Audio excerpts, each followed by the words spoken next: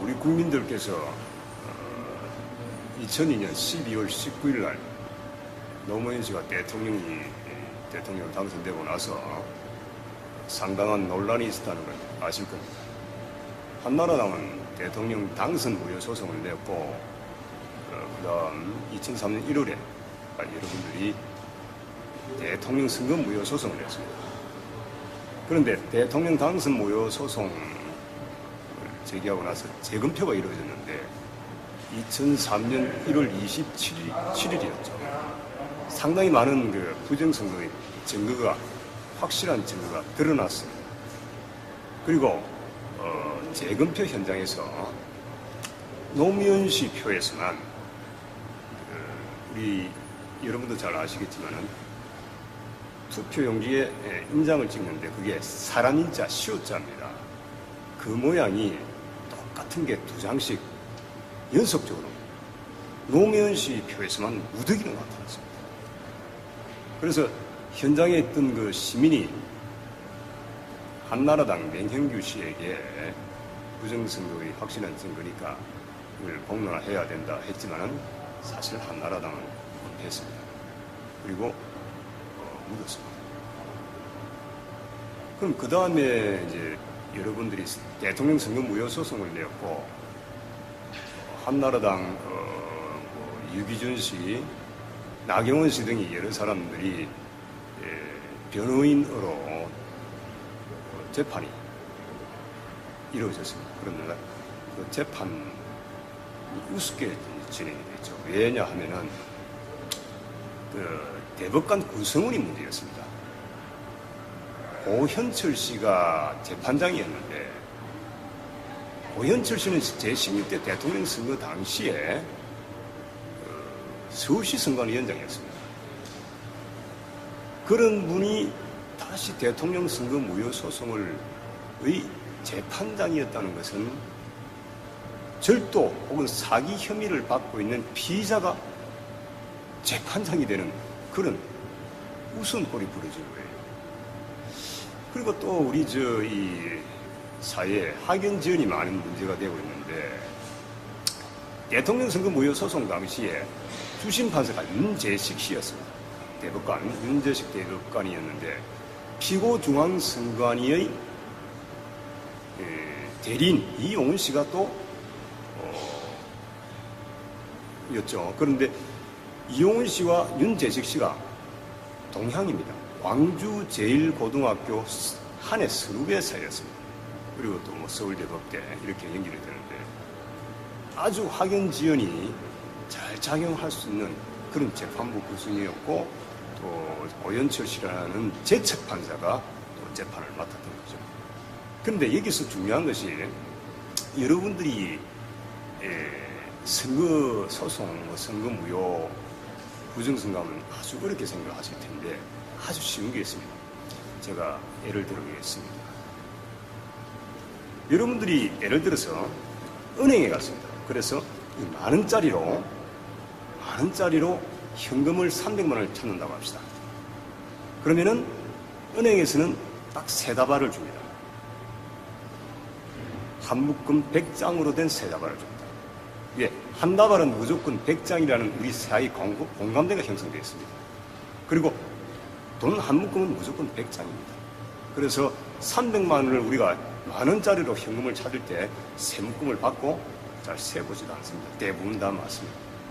그런데 한 묶음 100장인 것이 또 있습니다. 그게 세계 공통입니다. 뭐냐?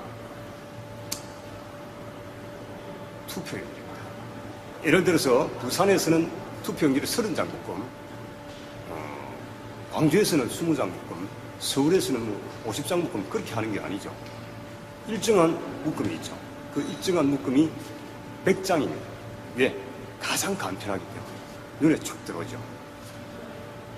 노무현 씨가 당선될 때 전자개표기로 개표를 하면서 이 전자개표기는 100장씩 묶음을 할 수가 있는 기계입니다. 물론 50장 묶음씩도 할 수 있는데, 그런데 왠지 무슨 이유에서인지 노무현 씨가 당선될 때 투표용지에 100장 묶음을 하지 않았습니다. 그래서 200 몇십 장, 300 몇십 장, 100 몇십 장 지멋대로 했습니다. 그렇다면은 최종적으로 투표용지가 몇 장인지 알 길이 없죠. 선관위원장이나 선관위원들이 그 개표 상황표에 든 한 투표구의 개표 결과를 나타내는 개표 상황표라고 있습니다.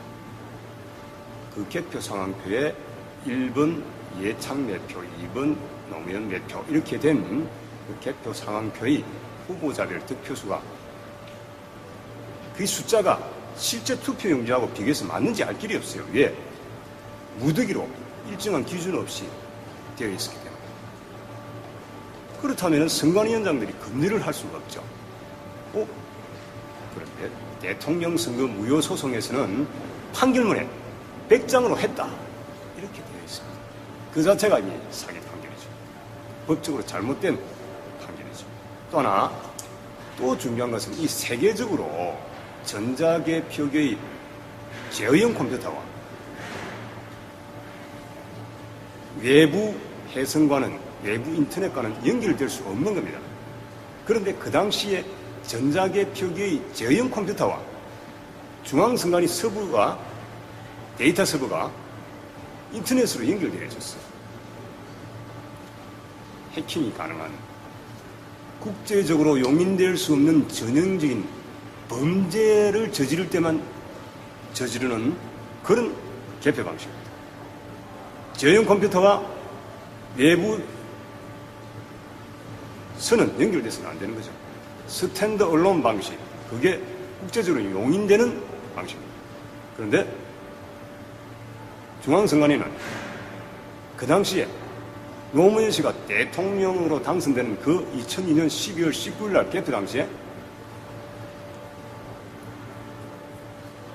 라인이 연결되어 있었습니다. 인터넷으로 연결되어 있었습니다. 그런데 인터넷으로 연결하지 않았다고 지금 거짓말을 하고 있습니다. 왜? 국제적으로 용인될 수 없는 방법입니다. 그런데 공교롭 때도 2002년 12월 19일 날 중앙선관위 선거과장을 했던 조혜주 씨와 KBS 앵커였던 김준석 씨와의 대화가 있습니다. 거기에서 김준석 씨가 확인을 합니다. 투표용지가 전자개표기를 통과하자마자 바로 중앙선관위 서버로 가느냐? 그렇다. 인정을 했죠. 그렇다면 지금 와서 중앙선관위가 2002년 12월 19일 날 전자개표기의 저형 컴퓨터와 중앙선관위 데이터 서버가 데이터베이스가 연결 안 됐다고 하는 말은 거짓말이죠. 자, 이것이 지금 우리 현재입니다. 모든 메이저 언론과 정당이 이것을 은폐하고 있습니다. 과거의 문제가 드러나면은 그 책임론에서 면할 수가 없습니다. 이 나라 메이저 언론, 사법부, 검찰, 정당, 현직 대통령 이명박 씨도 이 책임을 면할 수가 없죠. 그러다 보니까 덮고 있죠. 그러나 문제는 앞으로의 문제입니다. 이 전자개표기는 지금 통합진보당 온라인 투표에서 부정이 일어나는 것처럼 언제든지 전자개표기는 부정이 가능한 그런 시스템입니다. 중앙선관위가 어떤 특정 세력과 코드를 맞춰서 범위를 같이 공유한다면 언제든지 또 부정이 일어날 수 있는 겁니다.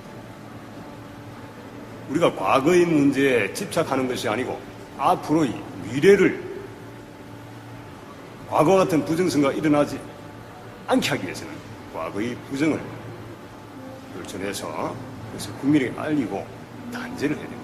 우리 몸에 암덩어리가 있으면 절대 건강하게 살아갈 수가 없습니다. 그것은 뭐 누구나 부인할 수가 없죠. 조금 몸에 무리가 있다 할지라도 개복을 해서 이 암이 굉장히 큰 암입니다. 악성암입니다. 그 지문에서 폐기하고 아주 다시 건강한 조직이 자랄 수 있게 우리 국민들이 다 나서야 합니다. 이것은 우리 개인의 문제가 아니옵시다. 우리 미래의 문제고 우리 자손들의 문제입니다. 대한민국이 보다 건강한 나라가 될 수 있느냐, 도약할 수 있느냐, 한 번 더 도약할 수 있느냐, 여기에서 이 부정의 늪에서 헤어나지 못하고 주저앉느냐 하는, 특히 법이 지켜지는 나라가 될 거냐, 법이 지켜지지 않는 이런 나라 계속 평행선에서 가다가 낭떠러지로 떨어질 것이냐 하는 관건이 되는